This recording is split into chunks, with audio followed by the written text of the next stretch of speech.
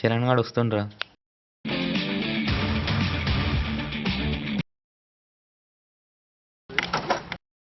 Hi రా. Hi Chandu, చెప్పండి రా, ఏం సంగతులు? ఏముందిరా, రోజు మేము ముగ్గురం వచ్చేవాళ్ళం, ఈరోజు నువ్వు వచ్చావు. హైదరాబాద్ నుండి ఎప్పుడు వచ్చినారా? నైట్ వచ్చినారా? మొన్న ఫోన్ చేసినప్పుడు ఇంటర్వ్యూలు అటెండ్ అవుతున్నావు అన్నావు కదరా, ఏమైంది? ఏం ఇంటర్వ్యూలు రా బాబు, ప్రతి ఓనికి ఎక్స్పీరియన్స్లు కావాలి. పాస్ అవుట్ ఓన్కి ఎక్స్పీరియన్స్ ఎవరిస్తారా? కాలు పెడదాం. ఎన్ని ఇంటర్వ్యూలు అటెండ్ అయినవరా? ఓ 20 వేసుకో. దీనికి మించిన ఎక్స్పీరియన్స్ ఏముంటుందిరా? అలా జాబులు ఇచ్చుకుంటూ పోతే కంపెనీలు సరిపోరా? ఖాళీ. మరి నీ సంగతి ఏంద్రా? ఏమోరా, చిన్నప్పటి నుంచి అన్ని రిధంలో అయిపోయినాయి. ఈ జాబ్ కూడా ఫ్లోలో వస్తే బాగుండు. అన్ని ఫ్లోలో జరిగిపోతే ఈ ఫ్లో ఇచ్చే ఎక్స్పీరియన్స్ మిస్ అయ్యదు కదరా. ఖాళీ నీకోటి చెప్పాలా? Success looks precious when you earn it from failures. ఇంకెప్పుడు వస్తారా ఈ సక్సెస్? 10th ఒక్కరు కష్టపడితే చాలా అన్నారు, ఇంటర్లో ర్యాంక్ వస్తే బ్యాంకులు అన్నీ మనయే అన్నారు, బీటెక్లో మంచి పర్సెంటేజ్ వస్తే లైఫ్ సెటిల్. ఇలా కష్టపడుతూనే వచ్చాం, ఇంకెప్పుడు రా మనం పైకి వచ్చేది? ఒకప్పుడు తెలివైన వాళ్ళు పైకి వచ్చారు, కష్టపడ్డ వాళ్ళు పైకి వచ్చారు. ఇప్పుడు తెలివిగా కష్టపడ్డా అదృష్టం లేని పైకి రావట్లేదు. ఒక జన్మ కంప్లీట్గా బతకాలంటే 2 జన్మలు కష్టపడినా సరిపోయట్లేదు. అరే ఒక్కటి, ఎన్ని చేసి వెళ్ళిపోచ్చినా మనం గెలుపు కోసం ట్రై చేస్తూనే ఉండాలిరా.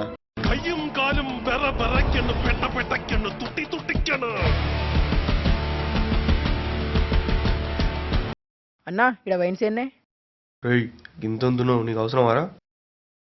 ఎత్తు ఎంత ఉందన్నది కాదన్నా, లోపల ఎంత ఉందో కావాలి. ఏం చేస్తావురా నువ్వు? బీటెక్ 3rd ఇయర్ అన్నా. ఎక్కడ్రా? ఈయనే నుస్లాపూర్ కాడ. చదువుకునేటప్పుడు ఇవన్నీ అవసరమారా? ఏం చేద్దామన్నా, పోరు లేనోనికి బీరే కిక్కు, పోరు హ్యాండ్ ఇచ్చినానికి బీరే దిక్కు. కెపాసిటీ ఎంతనో? Single sitting half cotton. Address చెప్పండి అన్నా. ముందుకెళ్ళి రైట్ తీసుకో. తమ్ముడు నీ పేరు చెప్పలేవు. విజయ్ మాల్యా.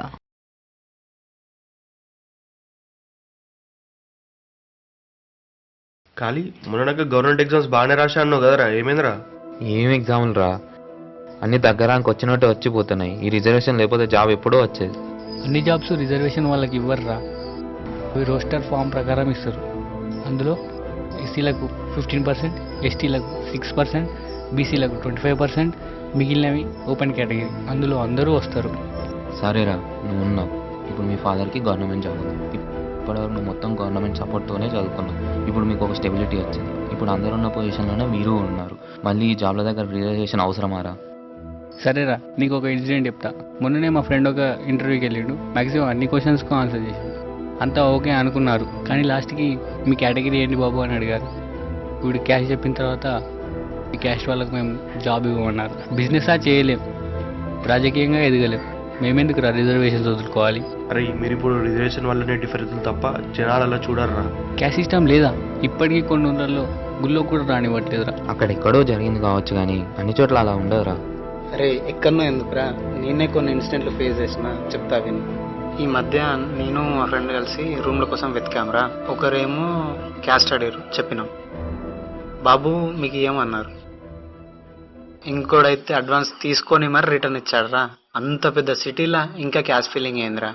అరే నీకు ఒక పిల్ల పరిచయం ఏందని చెప్పిన, గుర్తుందా? అయితే కొన్ని రోజులు బాగానే నడిచిందిరా. ఇంకెన్ని రోజులు ఇట్లా అని చెప్పేసి ప్రపోజ్ చేస్తే ఒప్పుకోలే. నేనంటే ఇష్టం లేదేమో అనుకున్నాను, కానీ ఊరికే వదిలేం కదా. రీజన్ అడిగి ఏం చెప్పిందో తెలుసా? నువ్వంటే నాకు ఇష్టమే కానీ మన క్యాస్ట్లు వేరు కదా, మా వాళ్ళు ఒప్పుకోరు అని. ఇంకేం మాట్లాడదాం, అప్పుడేకి వచ్చేసిన.